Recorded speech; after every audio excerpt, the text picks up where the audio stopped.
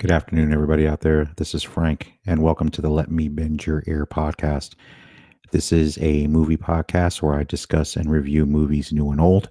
If you're a regular listener to the podcast, I know it's been a little bit since I've been on with the holiday season. It's been a little bit crazy, but I'm happy to jump on and do this episode. I'm going to be reviewing the new Spider-Man film, Spider-Man No Way Home. So before I even get into the review, this will be a spoiler-free review. So if you've seen the trailer for Spider-Man No Way Home, that's really what I'm going to discuss. So we'll go from there. I'm not going to give away any spoilers. There's a ton of spoilers in this movie, so I'm going to dance around that as best I can. Like I said, I'm not going to give away anything in the movie because I really want everyone that hasn't seen it to enjoy it. So we'll get into that in a minute. But before we do, I want to welcome you again. This is the Let Me Bend Your Ear podcast. My name is Frank. I'm the host of the show. If you are a regular listener, thank you for coming back to listen and to watch. If you are a first-time listener, I hope you enjoy it and you let your friends know about it.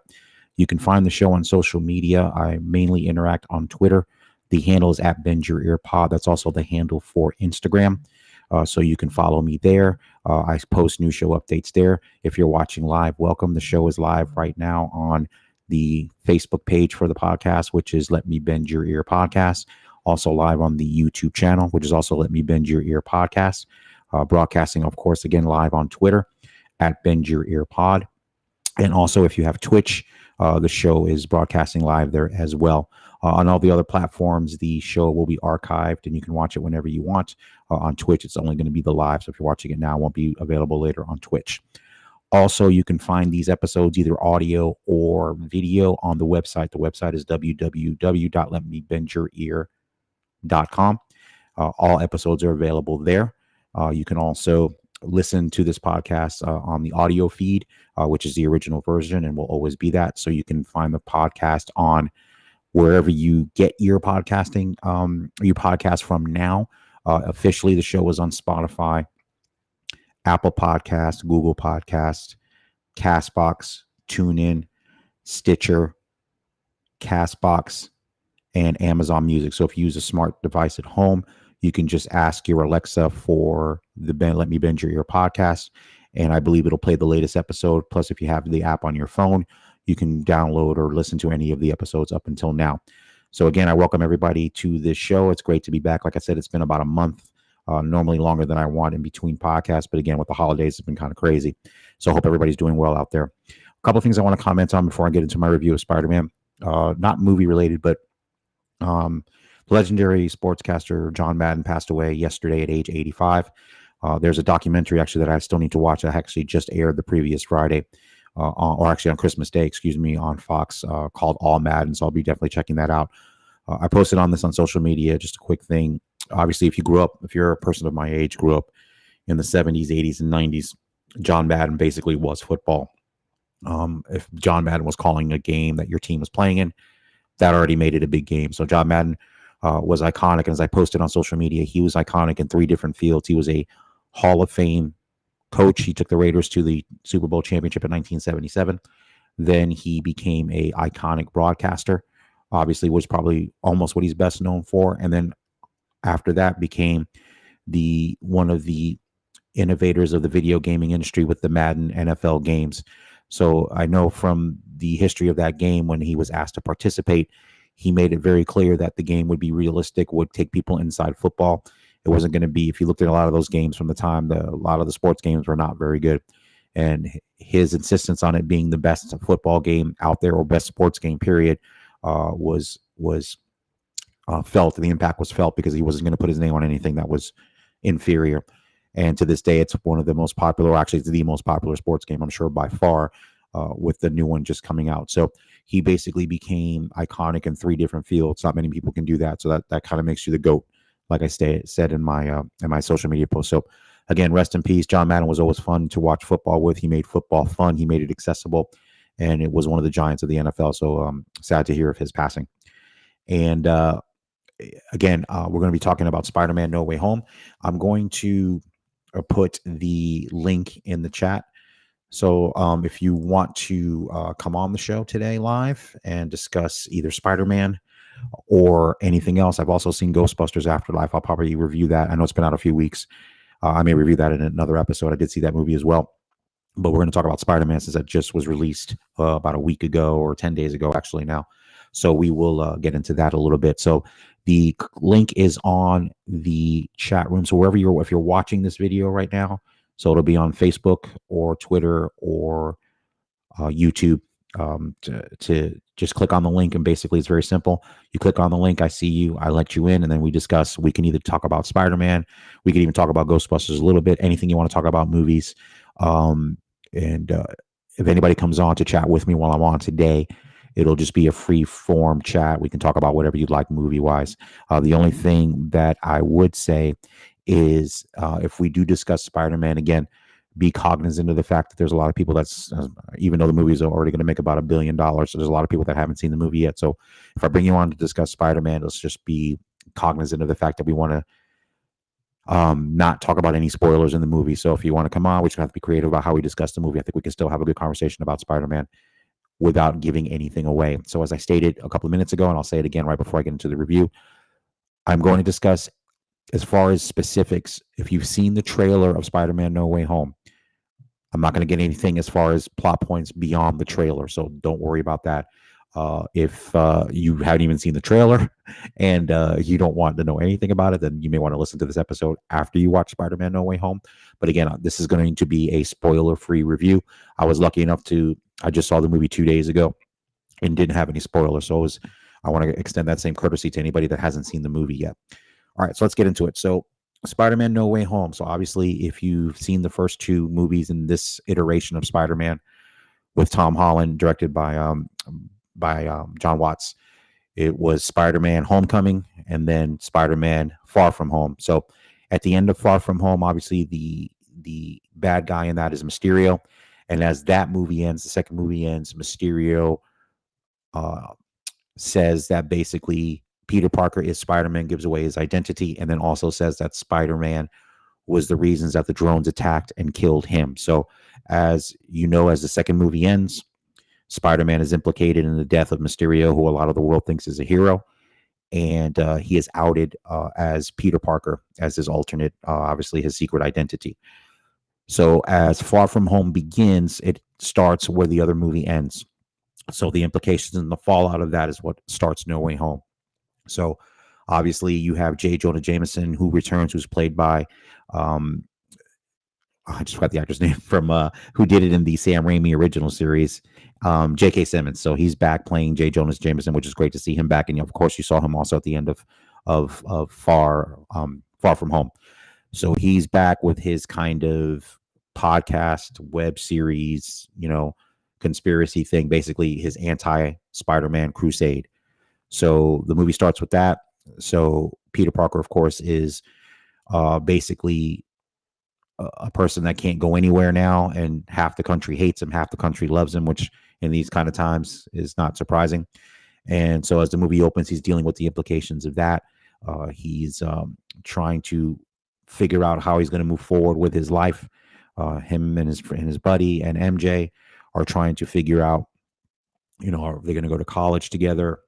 Kind of the next phase of their life. But obviously this whole thing is hanging over them, the thing with Mysterio and what he's going to do, how he's going to be Spider-Man. So that's kind of the setup of the movie. And again, if you've seen the trailer, you do know that this movie deals with a multiverse. So if you've seen the animated film Spider-Man Into the Spider-Verse, the Miles Morales Spider-Man, with different multiple villains and different multiple universes. Obviously, I think that has an influence on this movie. So obviously with a multiverse scenario in play in No Way Home, and as the trailer has stated, so if you haven't seen the trailer, again, before I start discussing this for the next couple of minutes, you may want to stop the podcast or watch it or listen to it after you watch the movie. But if you've seen the trailer, they've already, or seen the commercials on television leading up to the movie opening, there is the return of Doc Ock, played by the great Alfred Molina. So Alfred Molina was in the Sam Raimi Spider-Man movie, Spider-Man 2, which is up until these series of movies. I think Spider-Man 2 is one of my favorite, not just Spider-Man movies, but one of my favorite comic book movies. That movie's fantastic, and it's my definitely my favorite of the Sam Raimi movies. So it's excellent, and the fact that they bring him back, I was very excited about that. So he comes into play in the movie, and then of course, if you've seen the poster, and again, if you've seen the commercial, the return of Green Goblin, also from Sam Raimi's original Spider-Man, returns in this movie. So obviously, the implications of that. So what happens is, as Peter Parker's life has basically been, in his term, ruined, not just for him but for his friends, he enlists the help of Doctor Strange to create a spell that would make everybody forget that Peter Parker, is Spider-Man, so that it could wipe out that whole thing, wipe out the whole Mysterio situation, and then get kind of everything back to normal. So again, this is also in the trailer. Nothing that I'm saying here is a spoiler. So obviously, he attempts to do that. And as you can imagine, it doesn't go quite as expected. And that's the main setup of this movie. So what I'm going to get into now, like I said, I am not going to give any spoilers away. What I can talk about is the acting and directing in this film is fantastic. So again, you have the same director back for this third movie that did the other two movies. And he's done a fantastic job in this film. There is a lot going on. The movie is 2.5 hours long, and the best compliment I can always give a movie is that it doesn't feel like it. It moves briskly, and there's a lot going on. Definitely a lot going on in the movie, and that's again a credit to John Watts, the director, who's done a great job juggling this storyline and really incorporating the villains that are named in the trailer, that are in the movie. And of course, all the acting's great all the way around. Of course, Marissa Tomei is back as Aunt May. You get Favreau back as Happy Hogan, who's been in all three Spider-Man films of this iteration. He's fantastic, of course, as always. You've got, again, J.K. Simmons, the great J.K. Simmons, back as J. Jonah Jameson, who's always fantastic. And then you've got Zendaya, who's great as MJ. And then, of course, you have his friend, the guy in the chair, as he likes to call himself. So that always cracks me up when he calls himself the guy in the chair. So he's fantastic as well. So it's great to have all three of them back. Then, of course, you have Benedict Cumberbatch as Doctor Strange, and doing what he does well in that movie as well. So again, once that spell is unleashed, some unexpected things happen. And of course, that sets the stage for the conflict in the majority of No Way Home. So obviously, as I stated earlier, there's a multiverse aspect to this film. So it's a big movie. And I think that was to be expected of this third Spider-Man film. So again, it's a 2.5 hour film that moves briskly. It's a lot of action, really good story, funny. It's got the hallmarks of the other two movies. I think this particular movie, because of the storyline itself, it's a darker movie than the other two movies. But that being said, it's got just the right amount of that, but still has kind of the fun and the humor. So, but this is definitely a more serious take on it a little bit, which I think is welcome and sets this movie apart. So it's pretty fantastic. So like I said, I know the reviews that have come up until today. I know it's probably got a 99% on Rotten Tomatoes, and other aggregate sites have gotten huge numbers for the movie. So again, the acting is fantastic. Like I said, normally this would be a more detailed review. If I was going to do a spoiler review, it would obviously be more detailed, but I don't want to do that just yet. If I was going to do this review in a couple of weeks from now, I probably would have indicated and really got into the details of it. And I may do it at some point, maybe when the Blu-ray comes out of it. Maybe I'll have a guest on to re-talk about Spider-Man No Way Home with all the spoilers in the review.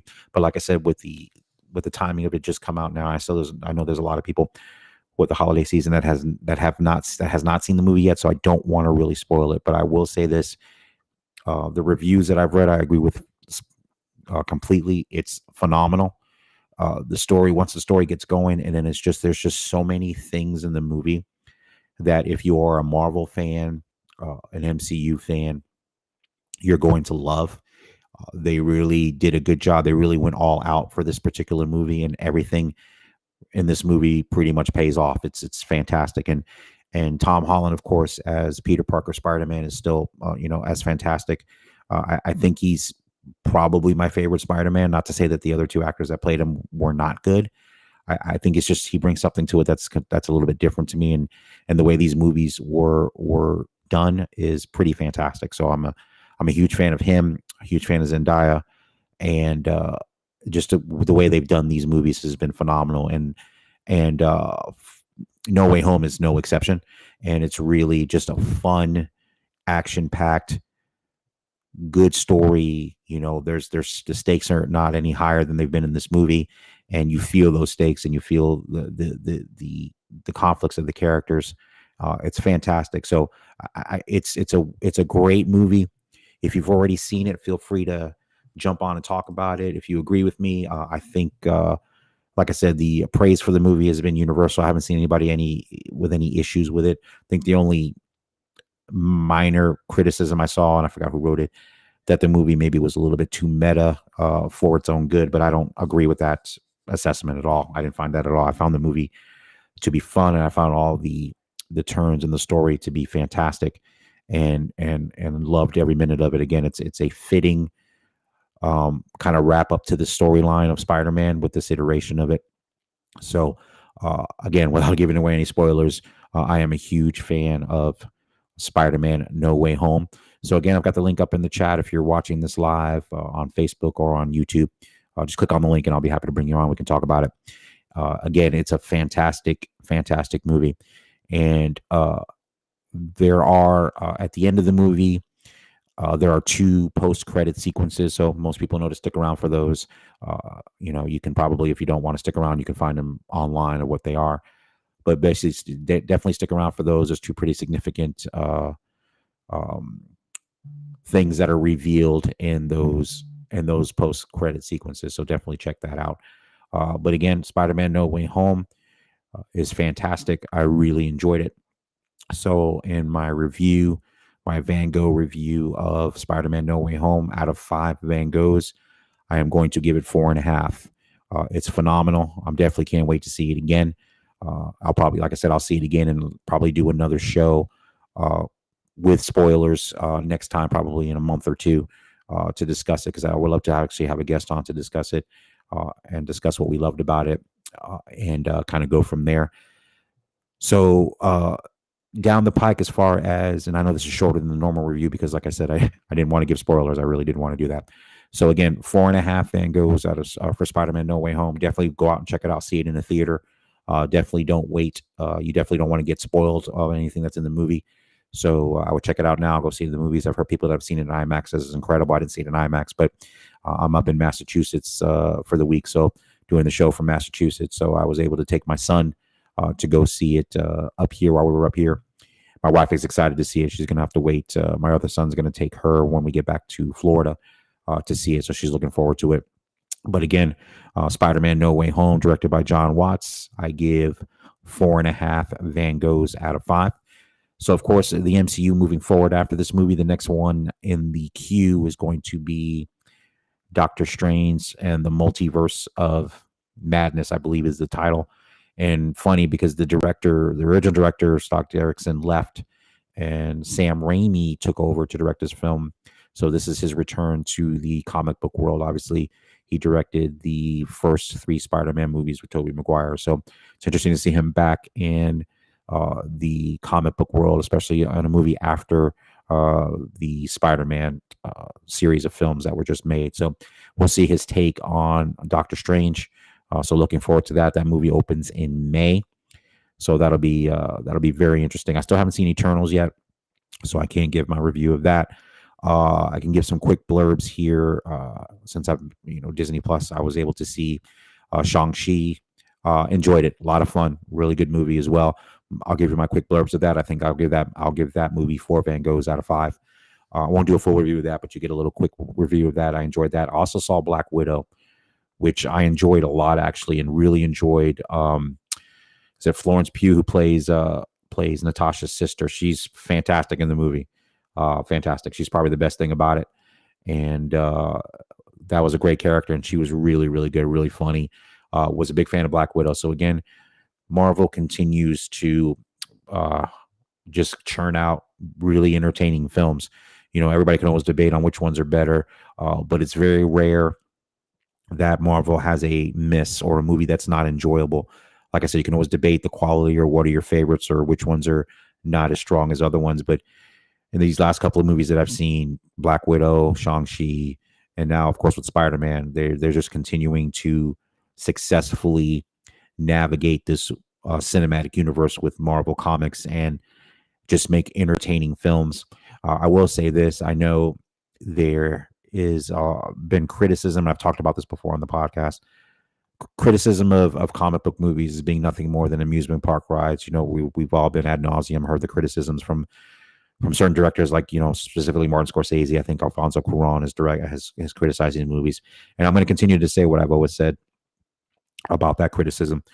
I'm conflicted about it because on one end, and I have no problem defending these movies because I'm a big fan of these movies. As I've stated, as a movie lover, I love movies of all types. All I care about a movie, no matter what the genre is if the movie's entertaining and if the movie's really good. That's really my only criteria about what movies are worthy of my time to watch. And most of the Marvel movies are definitely worthy of my time. And I enjoy them, and they're great popcorn adventure movies that people go to see to escape. So to criticize them as less than cinema is a little bit irritating to me, and I think kind of snobbish. So I don't really subscribe to that belief, and I really kind of actually disagree with it. I really don't like that. I think it's snobbery, and I'm not a movie snob. I'm a movie buff, and I love all kinds of films. So to dismiss a certain type of movie because it's not your cup of tea or you think it's something is to me snobbery, and I don't really like it. But the part that I'm conflicted about, because the criticism that I do think is valid, and I think it has nothing to do with Marvel movies or DC movies, and specifically the broader criticism, and this is more of a changing movie business, which it does bother me because I am also an advocate of seeing movies in theaters. That's the best place for me to see them, with my popcorn and my Coke, and watching it on a big screen with a crowd is the best way to enjoy a film. Now, I understand, and I don't want to sound like the old guy on the porch. I understand that with streaming and the way people watch movies now, the paradigm has kind of shifted into the way people view films. I get it. I watch a lot of movies on streaming, and I've said it on this podcast before. It's really helped me with this show specifically because I have two small children, so I don't get to go to the movies as much as I used to be able to go, which was all the time. So the fact that I'm able to see high quality films in my home, I understand the value of that. But the criticism that I do think is valid is what's happened, unfortunately, as a result of the success of these comic book films, which again I think are phenomenal, is in the multiplexes, it's really excluded the drama, and specifically, like I've said before, the mid-budgeted R-rated drama. So a movie that's not a superhero movie or some intellectual property or some sequel. Those kind of original types of films are not available anymore in theaters. You're seeing them on the streaming services. So that's the good and the bad. The streaming services at least provides a home for entertainment, for dramas that maybe people that are not fans of the comic book films can watch. But those people should be able to see those movies also in a theater. And those are becoming more and more rare. And the movie studios are becoming more and more hesitant to bankroll alternative films with just regular storylines, adult themed dramas, out of the box kind of films. And that does bother me as a movie buff, and I wish that wasn't the case. It's ironic because they're willing to drop $200 million into a Spider-Man movie like this one is, but the return is incredible. But they're very hesitant to drop $50 to $60 million on a mid-budgeted drama, because if it dies on opening weekend, then it's dead. And I'm going to give you a recent example, and I haven't seen the movie. I'm going to take Steven Spielberg's West Side Story. Now, all the reviews that I've read pretty much before the movie opened was that it was phenomenal, because I was like, wow, they're making another West Side Story. Why? But with the pedigree of Steven Spielberg, the great cinematographer that he's used, Janusz Kaminski, on pretty much all his films since Schindler's List, and a screenplay that are heard by the great screenwriter Tony Kushner, who we work with on Munich and on Lincoln. There's some fantastic pedigree behind the making of this film, and the reviews that I read of West Side Story were pretty complimentary, pretty exemplary, actually. That it's a fantastic modern retelling of this story. And unfortunately, the movie did not do well at all. And they're, of course, they're using the word flop, and it didn't do well. Now, I don't know why. There's several reasons why the movie probably didn't do well. Uh, First of all, musicals are tough.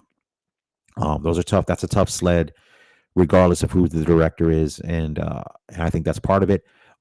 Another part of it, I don't know if obviously I can't talk. I could say the pandemic, but the pandemic hasn't affected Spider-Man.